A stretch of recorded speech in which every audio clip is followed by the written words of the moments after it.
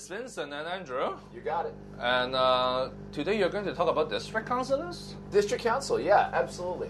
Why? Legislation is going to be going through today. We're going to be getting some more district councillors in Hong Kong. I thought you're only interested in the electoral. I didn't know that you're also interested in the district council. The entire political community, you know, we got to welcome everybody. That's why I always Times. remind people.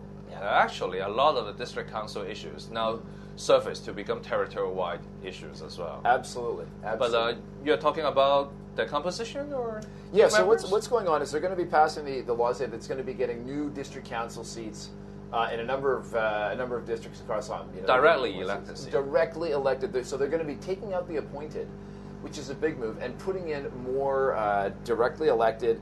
It's going to better represent the population. The rough guide is about 17,000 persons per district councillor. Yep. So who's getting them? Let's see. Tsuen Wan and the North District are each going to get one. Sham Shui Po, Kowloon City, Kwun Tong, Yau Tse Mong, and Sha Tin are going to get 2 each. Sai Kung is going to get 3, and Yuen Long is going to get 4. So basically, they are switching the appointed district councillors to elected district councillors. Yeah, and, because a lot of the attention in Hong Kong has been on how we choose the chief executive, constitutional reform in that area, but this is, a smaller, less visible, not as much noticed kind of move towards greater democracy. Less visible.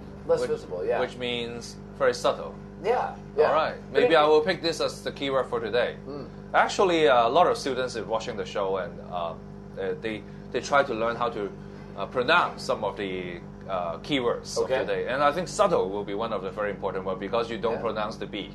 Yeah. You don't say subtle. Yeah. The B is like subway. It's a subtle B in the word subtle. Yeah. Yeah, so you got to be subtle. Yeah, all right. Sometimes that works in politics. I'll just kind of draw attention to one more little thing before we go. And again, it's one of these subtle changes that matter for democracy. And that is also today the Legislative Council will be choosing the new chair of the Bills Committee. Right, the chair of the House Committee, which presides over the Bills Committee. Yeah. And you were a player in your day. Now you're a media player, but you were an AO in your day, and so you know how important it is to have, even though it seems like an administrative position, they're the ones that control when bills get put in, when they get discussed, when they don't, and sometimes even a week's delay, the political landscape can change. So that person has a lot of subtle power. The master of timetable. Yeah, master of timetable. And you know who was, and it's very subtle. Oh yeah.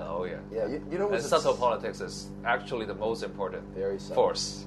Behind the scene. There was a very not subtle politician in Chinese history, but before he became all powerful, this was one of his favorite things to control. All right. It was these types of things, and that was Mao Zedong. All right. And a lot of his power stemmed from that. So whether they're students or professional political players, keep an eye on this one. All right. So today we have subtle as the keyword, and don't pronounce the B.